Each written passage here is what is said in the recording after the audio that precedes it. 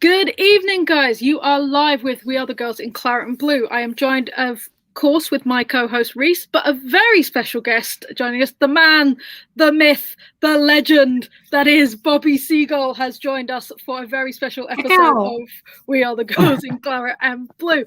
For our international viewers who are not aware of Mr. Seagull, he first rose to prominence on University Challenge, where the announcer took great delight in saying his surname.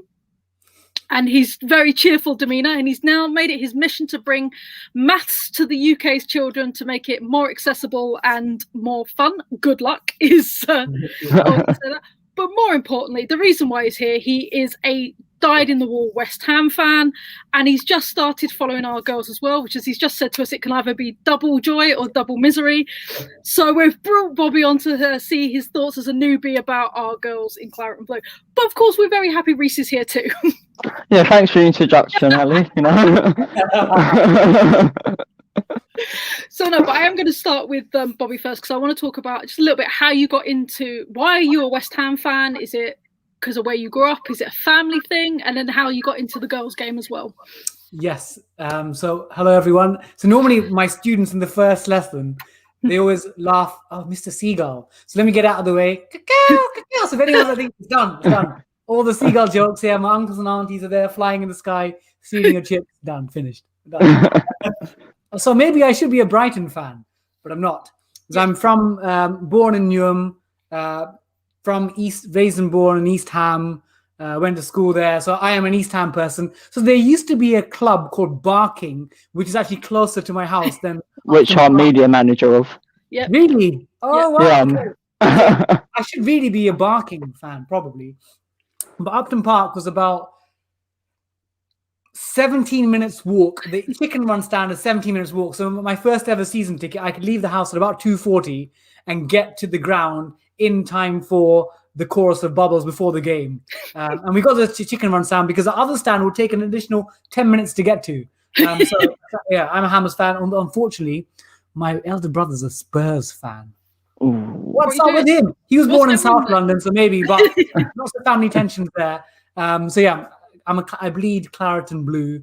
Been a long time supporter of the men's team, but women's football. I watched the documentary, the BBC Three one, Squad Goals, and then the first one, Britain's Youngest Football Boss. And I got into the West Ham football women's team, and I was like, wow, this is. I mean, I knew where there was a women's Super League. I didn't really follow it. I followed England at World Cup. So when the women's team were there, I've always sort of followed England at the World Cup, the women's team. But with the women's game, it was only because of that documentary. And I got into that. I'm like, wow, this is amazing. And it's meant, as you introduced Ali, normally once a week, I either had the high or low. Used to be the lows of West Ham. At the moment, it's a bit too many highs. And now I got up and down each week. Yeah, women's team, men's team, women's team, men's team. But it means more football, which is what we love. Exactly. Absolutely. So yeah, you made Reese's day when you mentioned Barking there. Yeah.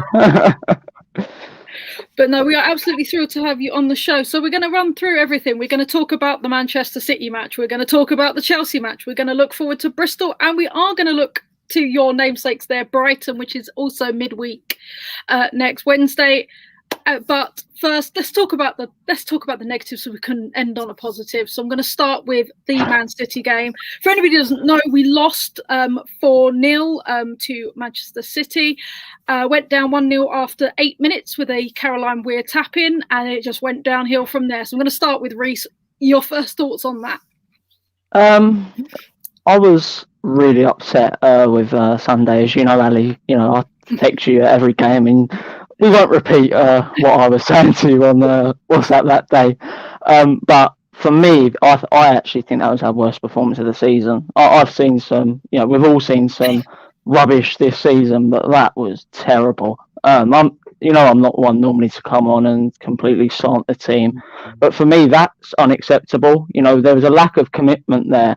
And to me, and I said this to you on WhatsApp, Ali, it looked like Ollie said, okay, we're going to lose to Man City anyway, so just have a kickabout with your mates. That's exactly what it looked like. There was no tactical game plan for me, except from let's put 10 10 players behind the ball and try and soak up pressure when we can, and try and hit them on counter attacks with long balls that don't work against with a striker up front on our own with Leon.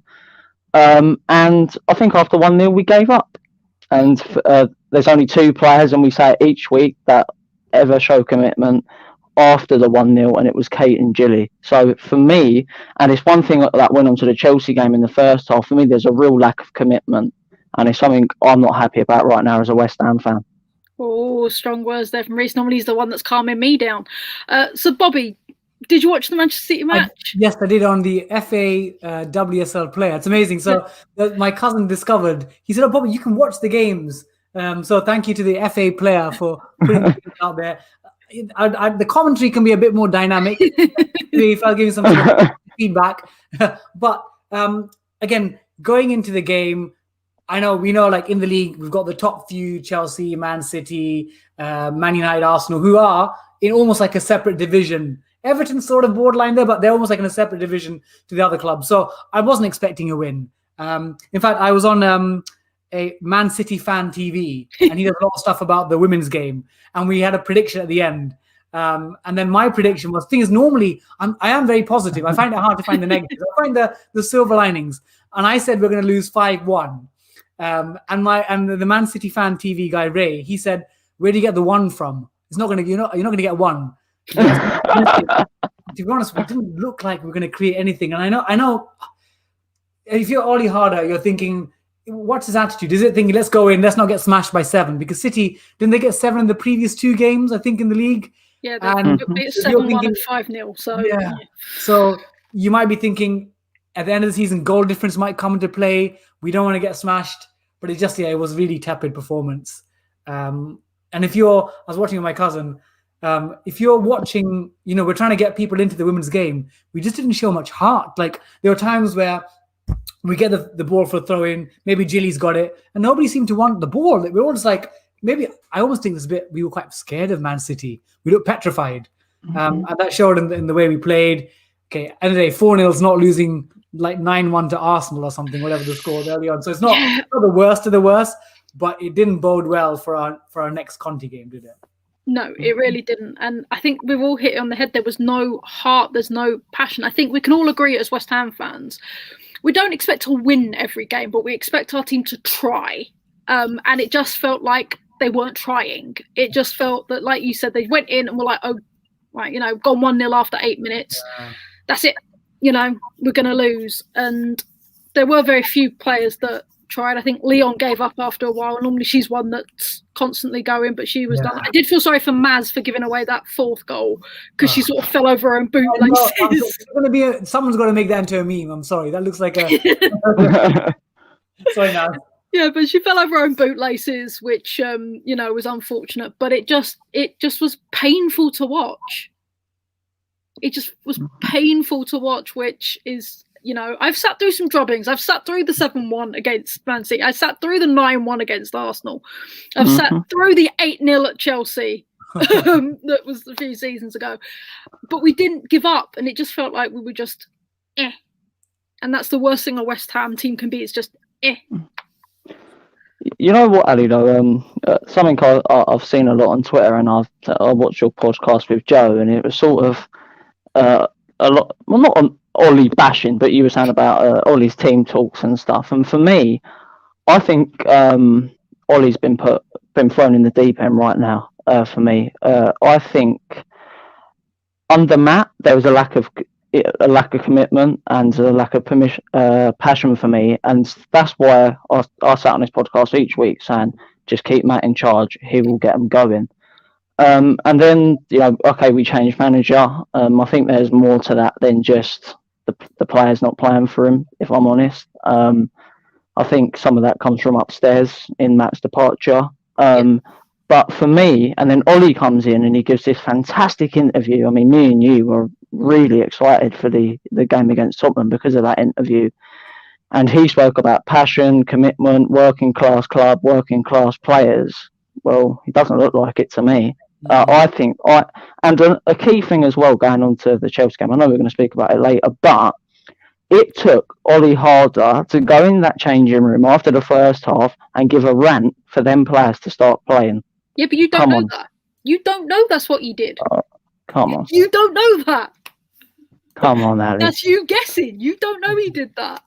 I think you could tell by the on the FA Player, you saw an image of Ollie sat on the bench, and I think it's pretty confirming by the look on his face at 44 minutes that he went in there and gave him a bollocking. I think, like you said, it is a fault, but that's what I think happened. I'm just being a pain. You know you love me, Reese, but I have to play devil's advocate.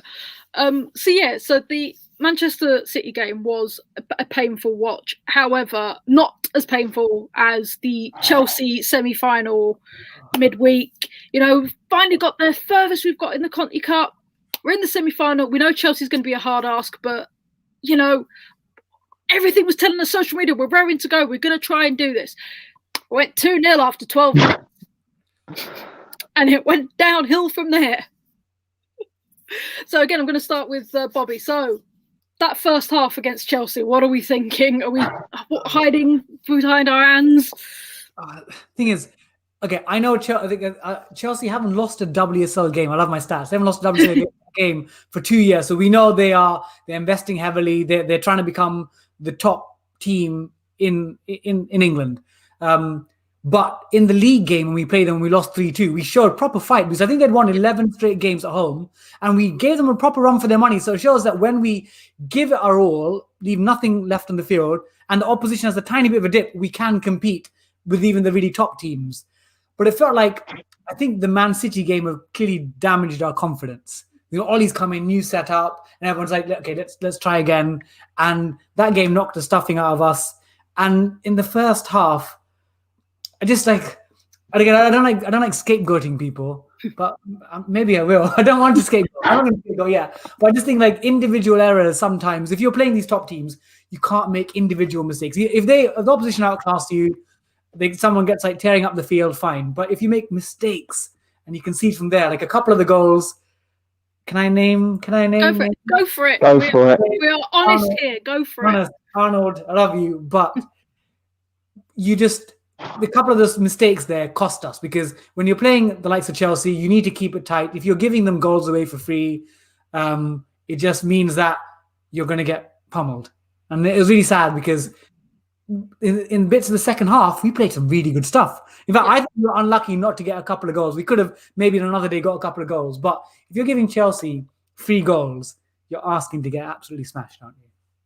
Yeah, no, absolutely. And we were doing what me and Reese and regular viewers will know we absolutely hate, was we were playing out from the back, which never, ever works. It has never worked for us, ever, in the fact that if you've got a team that's got Fran Kirby up front, that's got Beth England up front, that's got Pernell Harder up front, why would you play out from the back when they are just all over your defenders? That is how we gave away our 4th goal, was literally Mac Arnold did a terrible pass to Grace Fisk, missed, it went straight to Kirby, who managed to, and Reese has got, he's so outraged. And it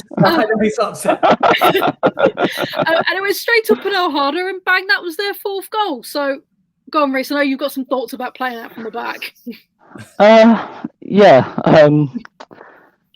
For me, just on to what Bobby's thought on the goalkeeper was, I completely agree with Bobby. And for me, I said this to you on WhatsApp as well. And for me, that's a player, Mackenzie Arnold, that is low on confidence. Actually, I think she's conceded a lot of goals this season, and she's made mistakes. But for me, mistakes that ain't her fault. Mistakes that have came due to her goal being peppered and put under pressure.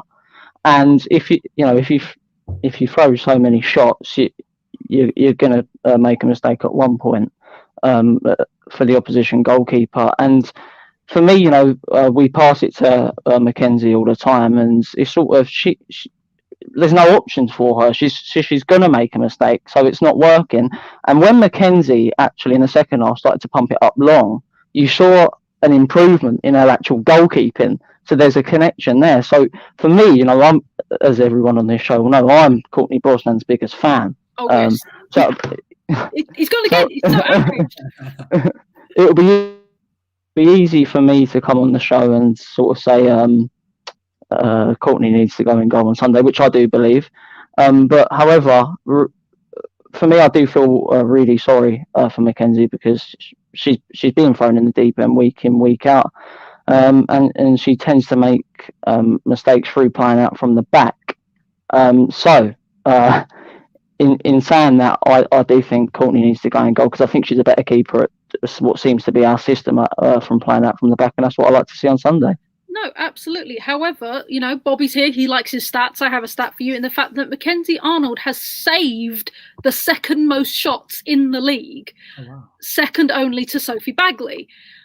I don't know if that's something to do with our defence, because she should probably not I was about to say that many shots.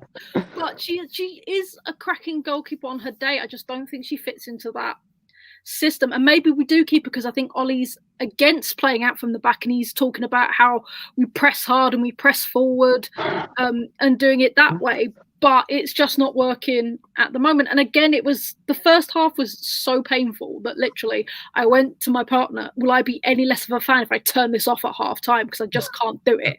And it was only because both you and my friend Joe messaged me going, we're doing much better this half, that I turned it back on about 50 minutes gone to, and we were more improved in the second half. I can only say, I know you say that you think Ollie gave him a bollocking. I don't know, maybe it felt like it though, didn't it? It was they were so transformed for about 15-20 minutes that Reese, so why do you think he gave them a telling off, as it were? To be honest, Bobby, just the look on his face at half time, he just looked like a man or a manager that was going to go in there and give him a bollocking. He looked so pissed off with what was going on. I mean, I think there was an image of him with the image I remember of the FA players, him with his head in his hands, and I could sort of picture him saying, what the fuck is going on?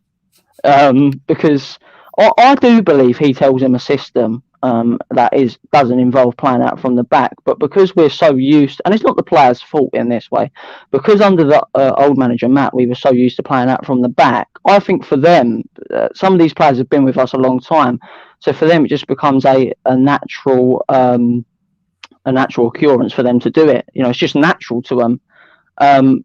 So I think what needs to happen there is sort of Ollie plays the players that suit the system best, and I think that's something he hasn't been doing.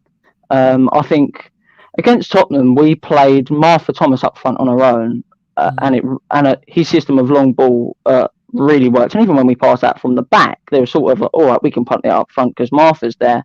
But for me, why he's playing Leon up front doesn't make any sense to me. So I think her best football for West Ham last year when she played out on the wing, and her and Martha's got a great relationship there.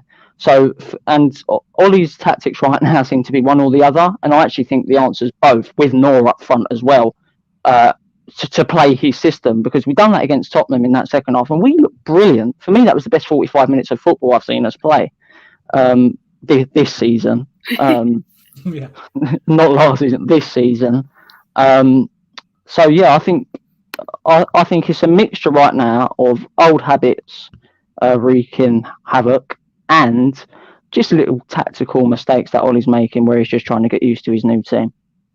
No, absolutely. I do think he is stuck in his ways somewhat in the team that he's selecting, because she's young, I get it, but Grace is a worry for me. She is a worry. Whenever I see her play, she gives away loose balls. She's not quite gelling with Jilly and like I would. And I want someone tall and like big, and we've got Sissoko, and she could so play that part. And she only came on for a few minutes against the Durham side, but she came on and she scored that cracking header.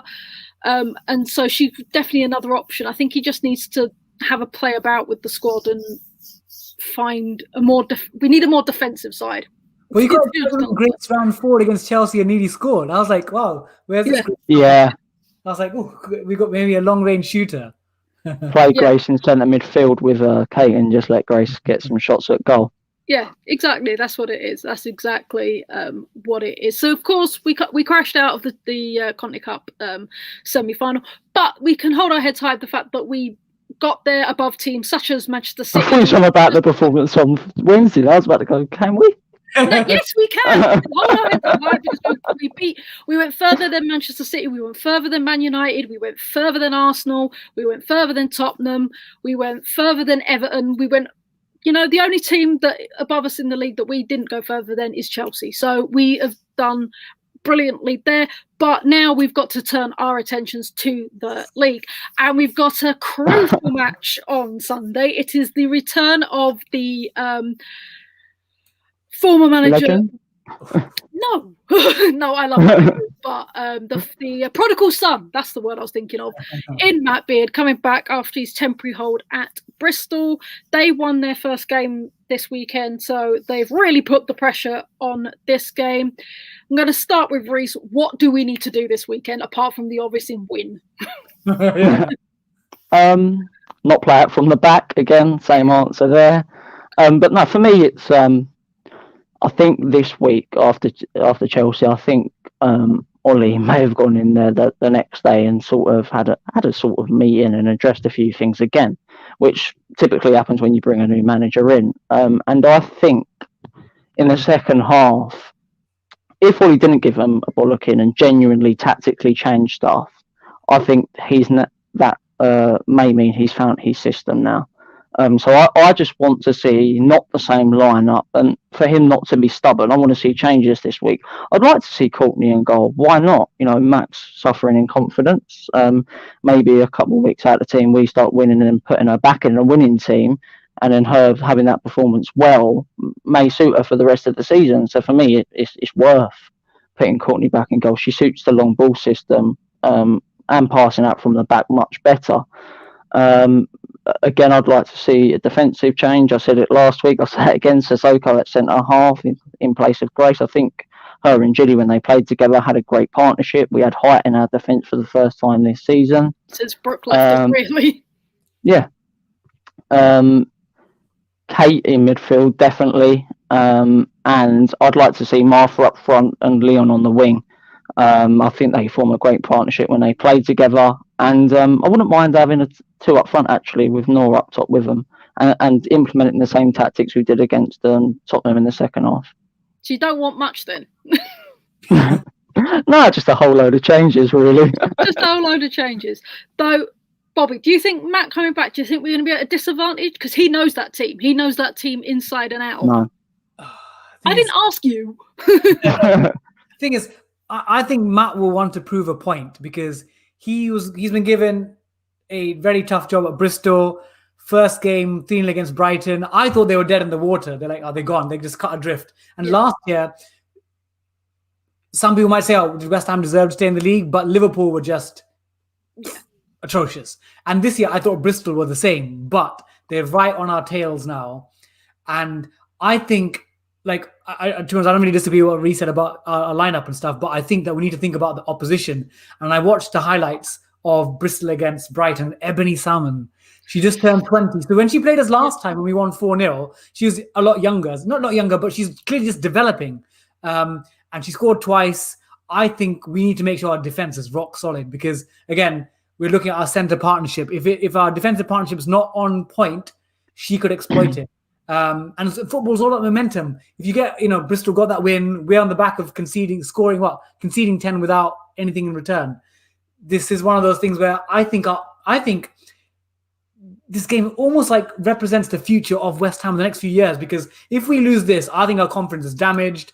We haven't won a game at home yet this season in the league. I know we won the Conti Cup, but we haven't won a game at home. So that's quite worrying in the league. So I think this could be our most important game ever. Even with City in the cup a couple of years ago, this is more important. If we lose this, about Villa, but it could lead to a spiral. Then we get relegated. Then all our contracts are going to be looked at. Sponsorships impacted, and then it puts the whole jeopardy of the women's project in jeopardy. So I sound like I'm a doom monger, but we can't afford to lose this at all. That's what concerns me. If we get relegated, of course, the fans are going to support the team no matter what. But is it going to be the Jack loses interest because he's not a top flight team and doesn't really want to be bothered again? Will it be that players are like, well, I don't want to play in the Championship. So you would lose players like Leon, like Darley, like people like that, just, Van Egmond would go, even though we've only just got her, so it is do or die, I think, against Bristol. I think we have a good shot. We have a good form against Bristol. We do have to watch out for Ebony because, like Bobby said, she is a cracking player. And I think Matt is not going to do Tanya's trick of leaving her on the bench and bringing her on as a secret weapon, because Tanya used to bring her on far too late and she couldn't really make much of a difference, whereas Matt, I think, is going to start her. As our regular viewer Dan says, I think we are missing a dedicated centre forward the past few games. He's not wrong. I would like to see more than one striker. I think that's been our biggest problem, is just having one lone striker. It's just not suiting us, but the Bristol game is do or die. It is that serious. It is do or die that our league place could depend on a win there. So Reese, go on, I'll give you first score predictions. What are you thinking? Something in the back of my mind is telling me 1-0 Bristol, but I'm going to try not to be that negative and go 2-1 West Ham. Hopefully Bobby can be more positive than that. So what do you reckon score prediction? I think they're going to score. They're going to score against us. I think it's going to be a high scoring game. I'm going for 4-2 Hammers. I'm being very optimistic. And I think Ebony will get a couple, but I think it's 4-2. I'm being very optimistic, aren't I? But we'll see. I like that. I'm going to go with that. We're going to repeat the score 4-0. Bristol have come to loathe that score as they've lost that so many times. So I'm going to go with it's a 4-0 win to West Ham. And another must-win game is happening on the Wednesday after, because we play Brighton in the league. Now, Brighton will have come off their defeat from Bristol, which is bound to have knocked a few confidence points. I'm not sure they've got this weekend, but I don't think it's going to be an easy one. They've again suffered at the hands of Man City, losing 7-1. So they've definitely got, they're on a downward trajectory, as are we. We have a very mixed bag of results against Brighton, because they beat us at home, but then we beat them away every single time. So we have a 100% record against them away, but we have a 100% loss record with them at home. But we're playing at the at Brighton Stadium, so hopefully that's going to go in our favour. So I'm going to start with Bobby. What do you think we've got to do against Brighton, again, apart from win? Yeah, so I think a lot will depend on the result against Bristol. Because I think if we beat Bristol, confidence will be brimming high. And I think, to be honest, if we beat Bristol, I think that probably will be enough to keep us in the league. But we'll have 10 points. Are Bristol going to get another? Because we've got significantly better goal difference. Are they going to get another 6 points? Probably not. So I think the confidence will be high and I think we'll win. But if we lose against Bristol, I think it's like a double jeopardy. I think we'll lose again to Brighton as well. So I think that, again, it was almost like my prediction. So if I'm predicting 4-2 against Bristol, I think we'll also beat Brighton. But if we lose to Bristol, I think we'll lose to Brighton as well. This is like I've started becoming a West Ham women's time, the most precarious. I should have I remember when we were playing Man City in the FA Cup final 2 years ago, and they're playing the Premiership in the men's team. But at the time I was like, oh, that's cool, well done. I'm pleased it's the West Ham team. But I always wish I could take a time machine and go back then. I got myself around to Wembley. I'm gutted. I was going to say, the Reading game is one that every West Ham fan will remember in that semi-final. Oh yeah, I remember being there. Oh, that penalty shootout. That's one of the, again, when I watched in the documentary, I'm like, where was I when this happened? Where was I celebrating with Joe, running around like a maniac in my living room? But yeah, I think Brighton will be a tough game. As you said, was it the Conti Cup we beat them? Yep. Yeah, and then the league we lost 1-0. Yeah. So it could go either way. I genuinely think we're going to win both or lose both next week. Oh, I like it. So, but Bobby brought up a very strong point there. What do we need to do to make sure that we're not going to relegate it? You've said you think it's only one game, beat Bristol, and that's hopefully us safe. I said on another podcast, I think we've got to win 3 games. I think we've got to beat Bristol, we've got to beat Brighton, and we've got to beat Aston Villa in at least one of the games we've got against them. We've still got to play them twice, and then we're 100% guaranteed. So I'm going to give it to Reese. What do you think we need to do in order to guarantee our safety? I agree with Bobby. Beat Bristol. I do, because I think if if we beat Bristol, I think that then sort of injects confidence not only in the players but our manager, and then he starts to believe he can do something here, and that also brings a belief in each other. So it's just that first win we're looking to get. I know I've been all doom and gloom, but I'm going to be a bit more positive now. So yeah, I do agree with Bobby on that. However, I think this week will also tell how good Ollie is tactically, because I think Brighton and Bristol were two very different opponents. In terms of, I think Hope Powell likes to play football, defensive manager, but likes to play football, plays that from the back. So that could suit our high pressing. But I said to you, Ali, on WhatsApp, I think Bristol are going to park the bus against us, and we struggle to break them teams down.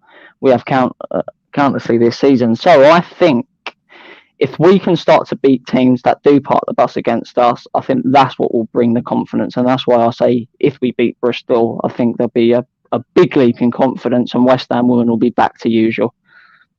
I know it's just a hard question because obviously we're coming off of back-to-back defeats, but we are over halfway now of this season. So I'm going to ask Bobby, as a new fan, who's been your standout player this half of the season for West Ham? Who do you think should have maybe gone over in the transfer window? Good question.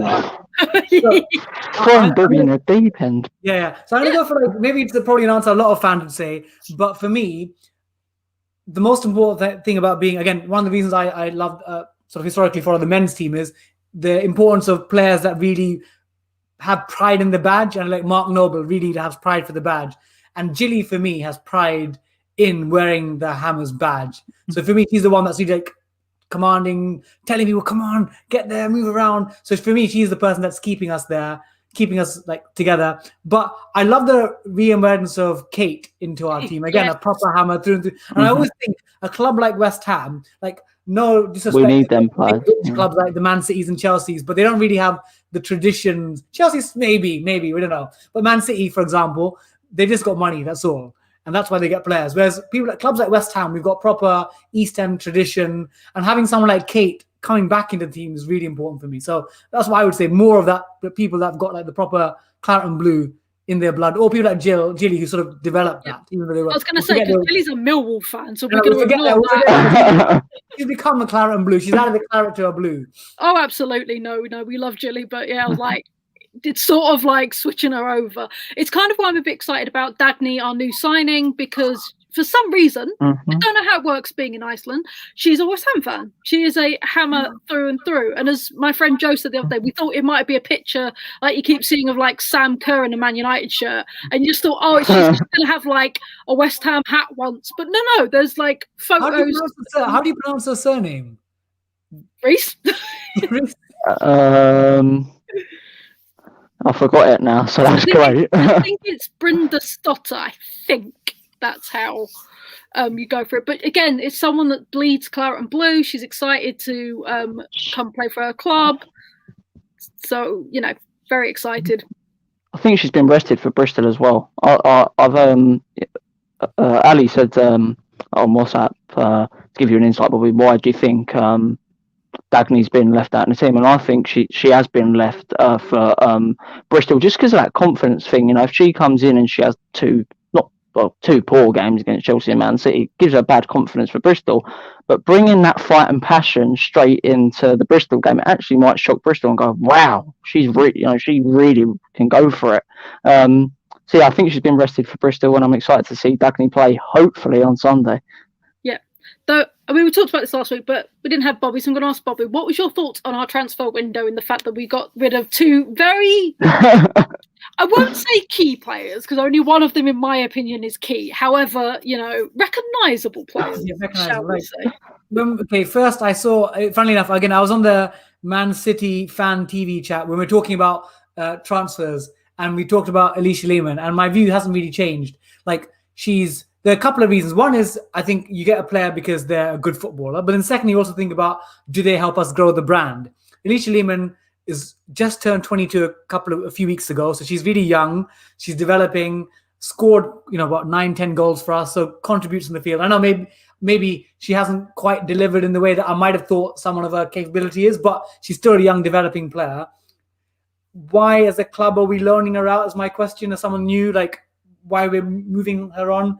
Is there something behind the scenes about personality clashes? I don't know. But second thing is commercially, again, she has 1.7 million followers on Instagram. These are all people that probably will pick up and be Hammers fans. So if you're commercially trying to grow West Ham as a proposition, she's the kind of player they want. She is a good player, young, got a long career ahead of her, and she's got commercial clout because it adds to the West Ham brand. So I'm not quite sure. And again, I always think, like in school, sometimes we question why the head teacher does stuff. Like the staff room, we're like going, why is the head teacher? Why has he done this? You have to trust their judgment. And maybe here, trust the process. I have to assume and hope that the club management structure understand why they've done that. But I personally can't understand, but I trust that they do.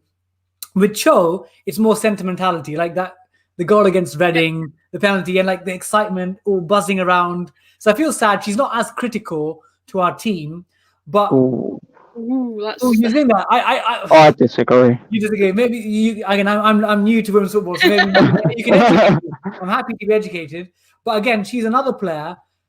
Why are we loaning out two important players when we're in the fight for our lives? It doesn't make sense to me unless there are other things going on behind the scenes. Like again, Twitter rumor boards aren't always the best place to educate yourself, but I've read a few rumors that the club is planning on relegation, so they're like offloading players in advance.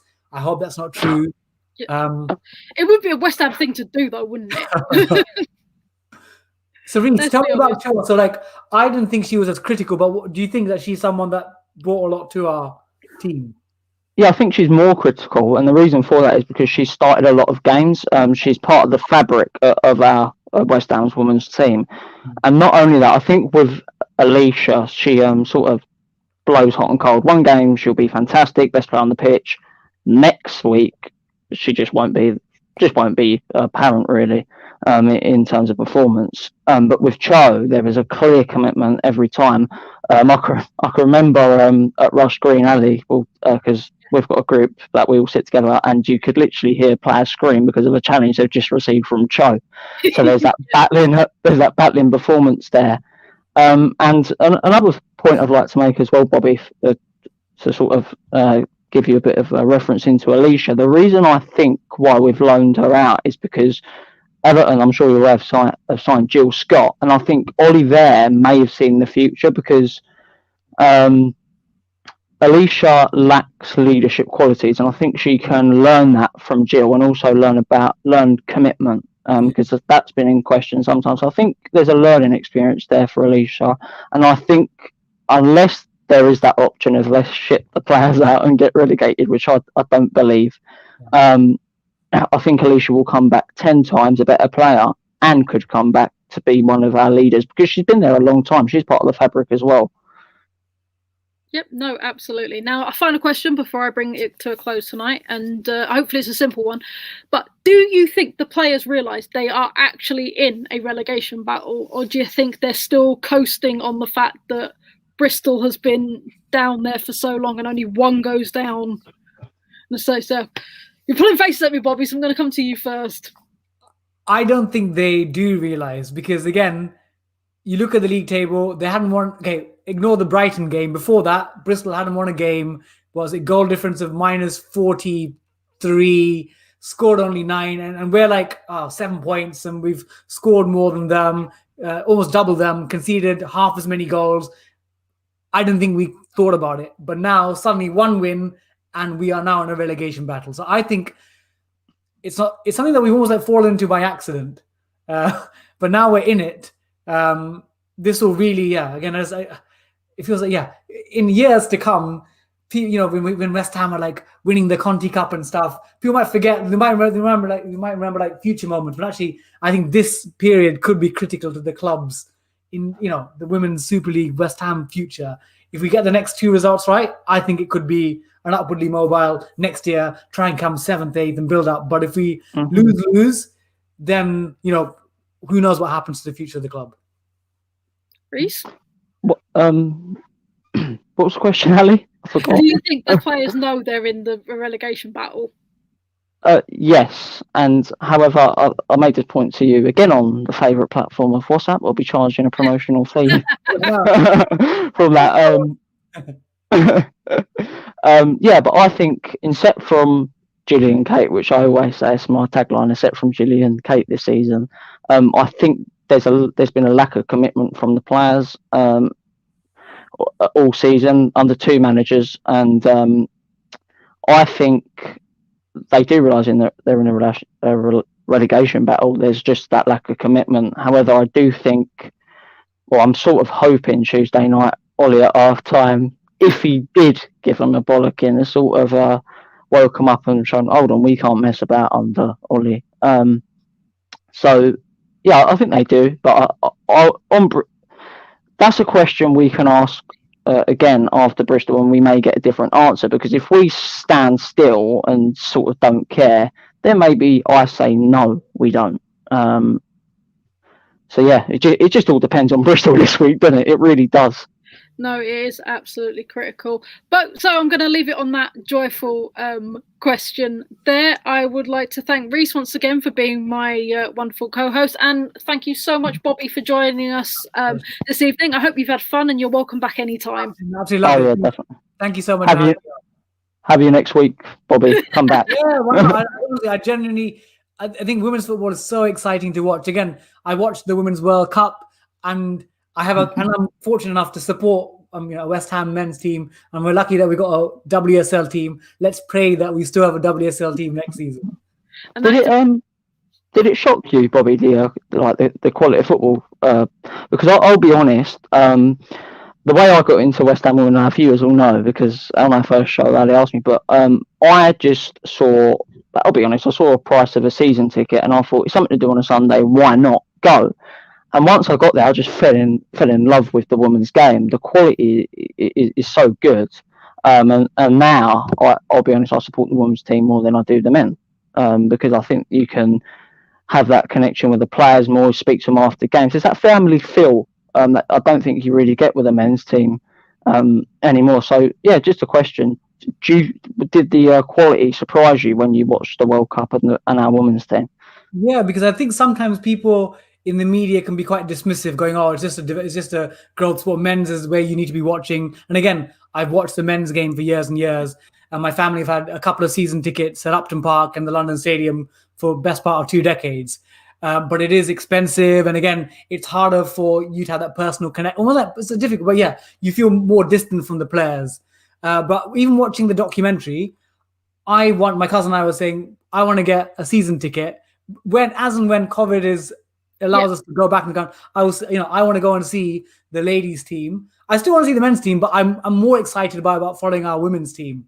God, someone's going to call me up on this at some stage. Go, Bobby, you said that you're more interested in our women's team. I'm a Hammers fan, so yeah. I am surprised the quality of football is there. I think it's going to keep getting better as we see more younger girls playing football, and that's what I love about women's football, because if you're a girl playing football at school, I got a lot of my students that play football, and the boys have lots of role models because they've historically, lots of men's teams, etc. But now young girls see role models in the women's game. So I think the women's game is going to get better and better. And again, my target is England. So when I got an England thing, when I did Celebrity Mastermind, I won it on England at World Cups. So and it was England's men's team at World Cups. I reckon if the women's team in 10, 12 years win the World Cup, I'd love it to be West Ham women's players that are there, like a flag in 10 years, lifting it for England. That's my future. I can see West Ham. We won 66, the men's World Cup. Yes. Bobby Moore, Jeff Hurst, Martin Peters. We're going to have names of women that are going to be the same for England. You heard it. Grace Fisk. Yeah, Grace Fisk. She could be. And that is a wonderful note to leave it on. I'm going to bid you all a good night. We will be back next week where we'll be talking about the Bristol game, the Brighton game, and also the, if it goes ahead, Arsenal game, because it's already been postponed once due to bad weather. So I'm hoping we don't get any more snow. But I would like to thank our wonderful viewers for watching. And thank you once again, Bobby, for joining us. And we will see you all next week. Come on, you Irons.